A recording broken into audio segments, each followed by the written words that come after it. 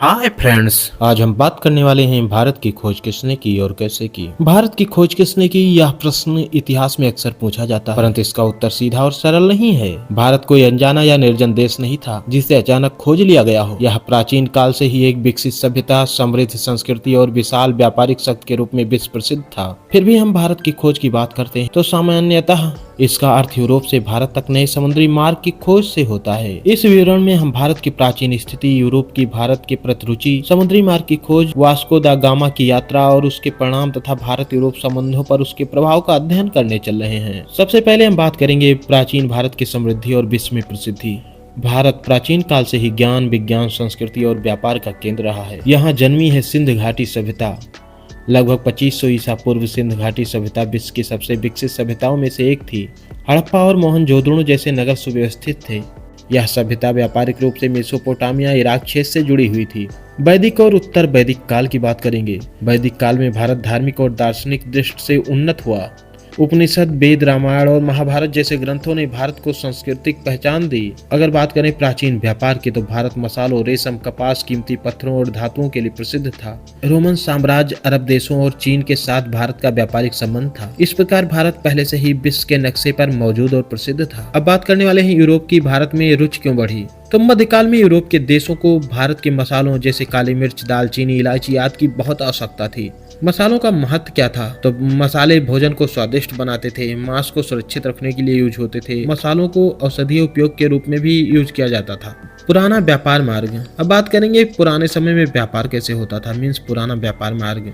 Europe से भारत तक स्थल मार्ग और समुद्री मार्ग पहले से मौजूद थे, लेकिन 1453 ईस्वी में कुस्तुनतुनिया पर तुर्कों का कब्जा हो गया। इससे यूरोप का एशिया से सीधा व्यापार बाधित हो गया। अब यूरोप को भारत तक पहुंचने के लिए नया समुद्री मार्ग खोजना आवश्यक हो गया। समुद्री अन्वेषण का युग कैसे हुआ? समुद्री अन्वेषण का युग के बारे में बात करेंगे। 15वीं शताब्दी में यूरोप में समुद्री यात्राओं का दौर शुरू हुआ। इसमें पुर्तगाल की क्या भूमिका थी? तो पुर्तगाल ने समुद्री खोज में अग्रणी भूमिका निभाई। प्रिंस हेनरी ने नौवहन को प्रोत्साहित किया। अफ्रीका के तटों की खोज शुरू हुई। केप ऑफ गुड होप की खोज 1488 में बार्थोलोम्यू डायस ने अफ्रीका के दक्षिणी छोर को पार किया, जिसे बाद में केप ऑफ गुड होप कहा गया। इससे यह सिद्ध हो गया कि समुद्र के रास्ते भारत पहुंचना संभव है। अब आती है वास्को दा गामा की भारत यात्रा। वास्को दा गामा पुर्तगाल का एक साहसी नाविक था। पुर्तगाल के राजा मैनुअल प्रथम ने उसे भारत के लिए समुद्री मार्ग खोजने का आदेश दिया था। वास्को दा गामा यात्रा कैसे शुरू करता है और कब शुरू करता है? तो वास्को दा गामा 8 जुलाई 1497 ईस्वी में लिस्बन मीन्स पुर्तगाल से 4 जहाजों के साथ रवाना होता है। वह अफ्रीका के पश्चिमी तट से होता हुआ दक्षिण की ओर बढ़ता है। उसके बाद केप ऑफ गुड होप का पार करना। नवंबर 1497 ईस्वी में उसने केप ऑफ गुड होप को पार किया। यह यात्रा अत्यंत कठिन थी। तूफान, बीमारी और भोजन की कमी का सामना भी करना पड़ा। फिर बात करते हैं भारत में आगमन होता है वास्को दा गामा का। तो 20 मई 1498 ईस्वी को वास्को दा गामा भारत के पश्चिमी तट पर कालीकट, वर्तमान कोझिकोड, केरल पहुंचा। वहां के शासक को जमोरिन कहा जाता था। इस प्रकार समुद्री मार्ग से भारत पहुंचने वाला वह पहला व्यक्ति था। इस प्रकार समुद्री मार्ग से भारत पहुंचने वाला वह पहला यूरोपीय बना। क्या वास्तव में भारत की खोज वास्को दा गामा ने की? ये प्रश्न विवादास्पद है। भारत पहले से ज्ञात था। सिकंदर 326 ईसा पूर्व भारत आया था। अरब व्यापारी सदियों से भारत आते थे। रोमन साम्राज्य के साथ व्यापार होता था, इसीलिए भारत कोई अनजान देश नहीं था। तो इसका वास्तविक अर्थ क्या है कि वास्को दा गामा ने भारत की खोज की? सच्चाई यह है कि वास्को दा गामा ने भारत की खोज नहीं की, बल्कि यूरोप से भारत तक सीधे समुद्री मार्ग की खोज की। वास्को दा गामा की यात्रा के परिणाम, इससे व्यापार में परिवर्तन हुआ। अब यूरोप और भारत के बीच सीधे समुद्री व्यापार शुरू हुआ। अरब व्यापारियों का एकाधिकार समाप्त होने लगा। औपनिवेशिक शासन की शुरुआत। पुर्तगाल ने भारत में कई व्यापारिक केंद्र स्थापित किए। बाद में डच, फ्रांसीसी और अंग्रेज भी आए। आखिरकार ब्रिटिश ईस्ट इंडिया कंपनी ने भारत पर शासन स्थापित किया। इससे सांस्कृतिक प्रभाव पर क्या असर पड़ा?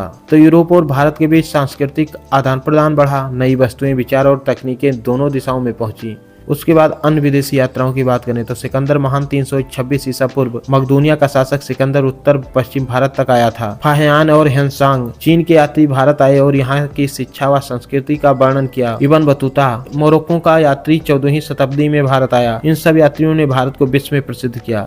भारत की खोज का ऐतिहासिक महत्व। इससे वैश्विक व्यापार का विस्तार हुआ। भारत और यूरोप के बीच व्यापार ने विश्व अर्थव्यवस्था को बदल दिया। औद्योगिक क्रांति में योगदान हुआ। भारत से प्राप्त संसाधनों ने यूरोप की औद्योगिक क्रांति में सहायता की। उपनिवेशवाद का युग आया। भारत की समुद्र खोज ने उपनिवेशवाद को बढ़ावा दिया, जिसका परिणाम ब्रिटिश शासन के रूप में सामने आया। कुल मिलाकर निष्कर्ष की बात करें तो भारत की खोज का श्रेय सामान्यतः वास्को दा गामा को दिया जाता है, क्योंकि उसने 1498 ईस्वी में समुद्री मार्ग से भारत पहुंचकर यूरोप और भारत के बीच सीधे संपर्क स्थापित किया। परंतु वास्तव में भारत कोई अनजाना देश नहीं था। यह प्राचीन काल से ही समृद्ध सभ्यता और व्यापारिक केंद्र रहा है। इसलिए यह कहना अधिक उचित होगा कि वास्को दा गामा ने भारत की खोज नहीं की, बल्कि भारत तक पहुंचने का नया समुद्री मार्ग खोजा। भारत की खोज की यह घटना विश्व के इतिहास में एक महत्वपूर्ण मोड़ थी, जिसने वैश्विक व्यापार, राजनीति और उपनिवेशवाद को नई दिशा दी। Thank you. मिलते हैं नई वीडियो में नई जानकारी के साथ। तब तक आप हंसते रहिए, मस्त रहिए।